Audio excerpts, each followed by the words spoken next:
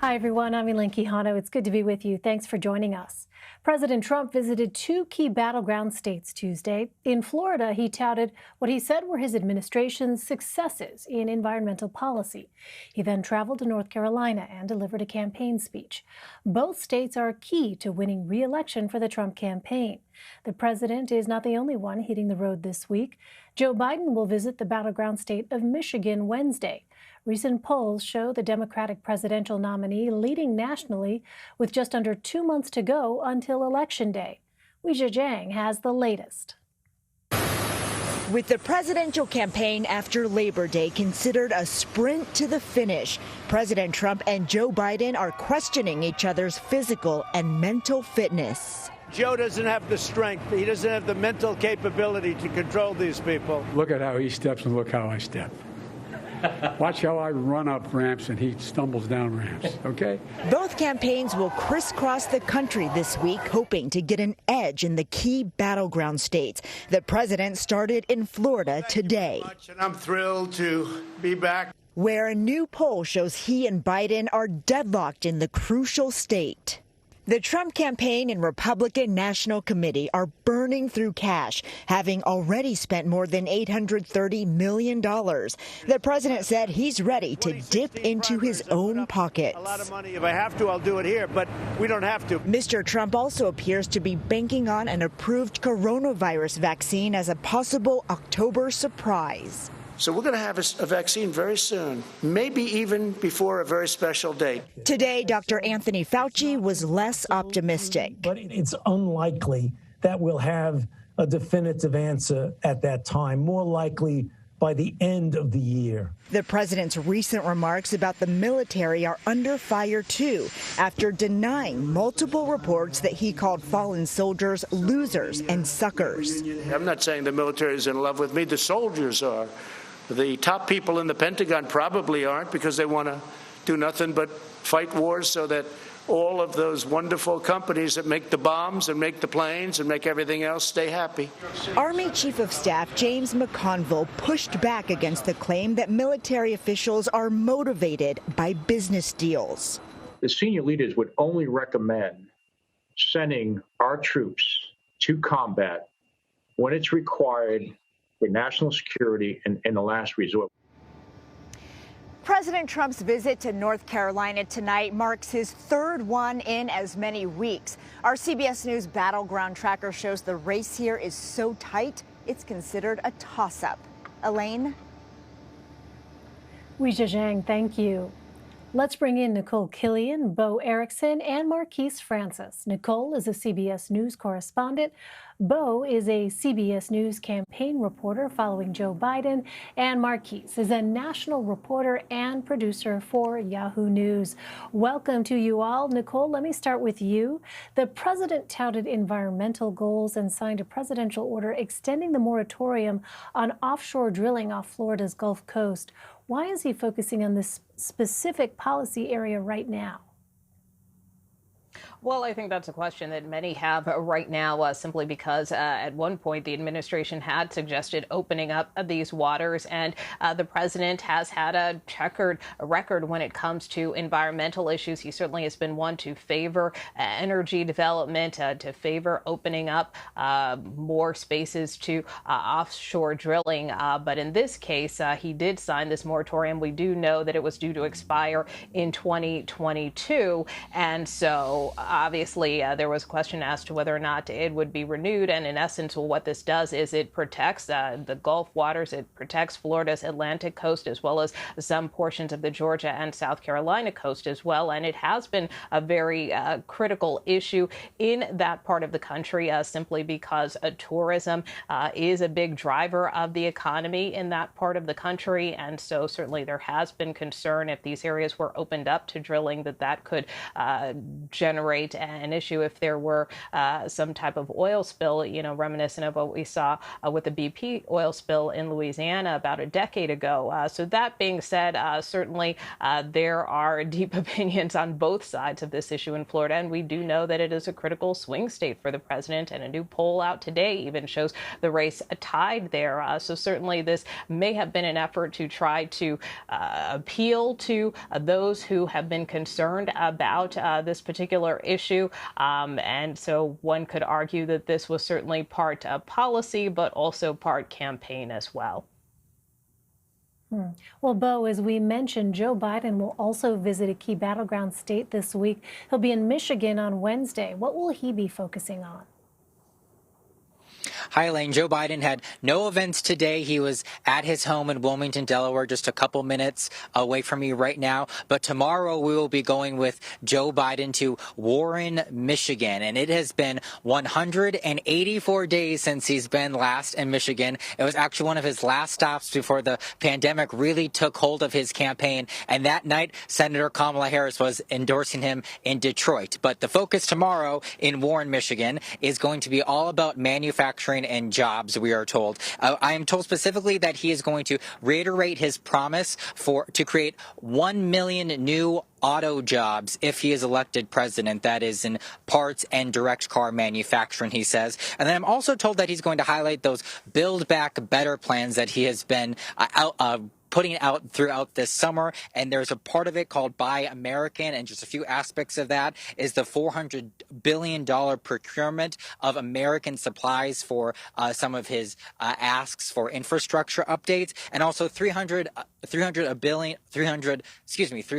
billion additional dollars for research and development into new electric car market. Joe Biden has been big on that all throughout his primary. And the reason why he's talking about the economy outside Detroit, we know that there's a lot of those car manufacturing plants, is because this is the one issue that Joe Biden is actually trailing President Trump on. In the 3 polls this past week, including ours here at CBS, the economy, voters are saying that they trust President Trump more than Joe Biden to lead going forward after the pandemic on the economy.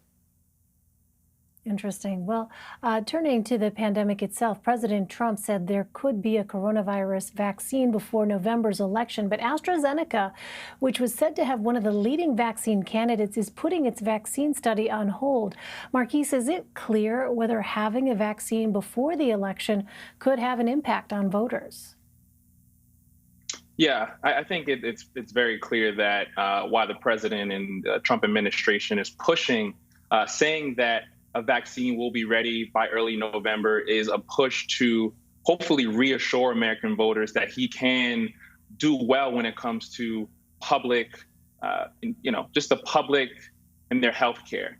But from all experts, they say it's really unlikely. We heard Dr. Anthony Fauci say that it's really unlikely. And even Yahoo News' own Dr. Kavita Patel said it's really unimaginable. And even if there was an opportunity for a vaccine to be approved through this emergency rush, actually getting the vaccine out to the American people would be very challenging, if at all possible. The vaccine itself is a 2-dose vaccine that has to be taken weeks apart. The vaccine has to be kept in cold temperatures. And just imagine there's tens of millions of Americans that would need and want this vaccine. So to really get this approved and out to the American people ahead of the November election, really by all sense and accounts, is just not possible. With that being said, obviously the president is continuing to push that he will do so and have this ready for November, and it really just flies against everything that he's been doing. And we talked about the president earlier today in Florida, and right now, soon he'll be speaking in Winston-Salem, North Carolina, another key battleground state. And for folks in attendance today, they actually have a warning when they're signing up that says they're not acknowledging the inherent risk of exposure to COVID-19 that exists. And to me, I think that says it all. The president continues to have these seemingly medium to large campaign rallies of sorts. We saw the disaster of what happened in Tulsa, where the turnout was not very good, but he's kind of switched what he's doing now. And now he does these kind of campaign rallies in airplane hangars. That's still hundreds of people, even creeping into the thousands, who are not wearing masks. Even though today, I believe there were temperature checks and masks handed out, you saw people there ready in North Carolina with none of them with masks. So it's become all the way politicized in the lead up to November. Well, Bo, we have seen some reaction to the president's comments about a vaccine from the Biden-Harris campaign. What more can you tell us about that?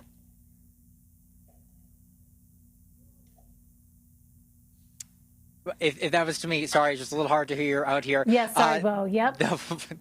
No problem. The Biden-Harris campaign, just a couple minutes ago, actually, released 3 questions that they want the Trump administration to clarify when it comes to a potential COVID-19 vaccine before Election Day. And those 3 questions, just real quickly, is they want the FDA to set a standard on how they're going to judge a vaccine. And the second one is they're asking who will validate that there's been no politics within the FDA process. And then the last one is how are they going to allocate and distribute this vaccine.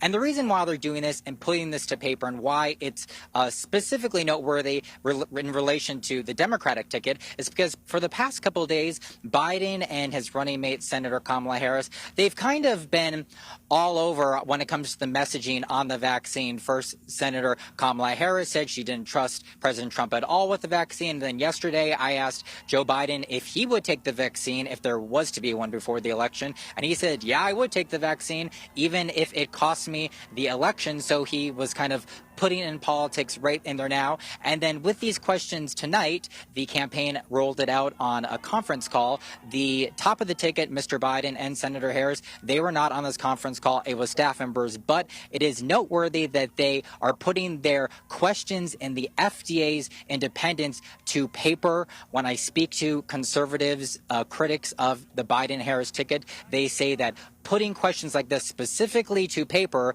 is them politicizing this vaccine process. Interesting. All right, we'll see how that continues to develop. Meantime, Nikole, our latest CBS News Battleground tracker, found that more voters trust Joe Biden to make sure a safe coronavirus vaccine is available. It also found that fewer voters trust President Trump for information on the virus. What is the message from the Trump campaign and the White House on the pandemic? And is there any sense that could change in the coming weeks? Well, I think that the Trump campaign and the White House will continue with the messaging that we've seen, which also was evident during the Republican National Convention. They are trying to portray the president as one who has dealt with this virus, who has attacked it head on, and who is now in the midst of what they would call a great American comeback as far as trying to get the economy back online. But obviously that is debatable. That is something certainly that the Biden campaign takes issue with, as Biden pointed out, with very pointed questions about the administration's handling of this pandemic. So I think you will continue to see this narrative of the Trump campaign and the president portraying himself as someone who really has gotten this virus under control, whereas the Biden campaign likely to continue to portray the president and the administration as a failure by strictly going to the numbers, how many cases we have in this country, how many deaths there have been. And so I think that's how you will see this messaging continue to play out. So in addition to the public health concerns, there are also concerns about the economy and specifically getting Americans, helping them, many Americans who are unemployed right now. Marquise, the Senate, we know, is back in session this week. Majority Leader Mitch McConnell says that his chamber will take up a $500 billion coronavirus relief package. Now, Democrats have called that bill dead on arrival. Negotiations on another relief package have stalled for more than a month. Is there any sense, Marquise, of urgency from Democrats or Republicans that this needs to be passed sooner rather than later?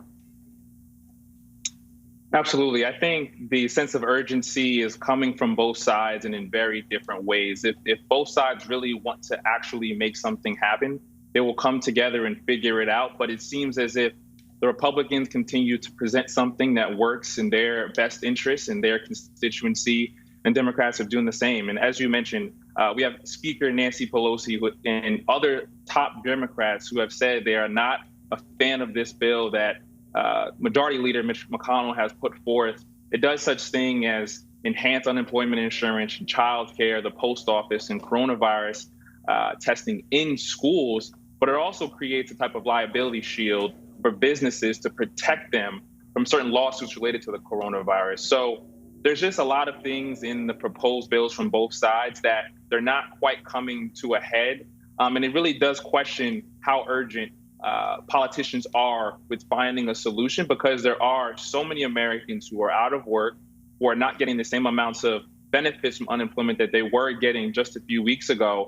And we saw videos over the past week on social media with people actually being evicted. And obviously, different jurisdictions are going through how they're handling that. But Americans are hurting right now. And once again, we're seeing our leaders in government playing politics with lives.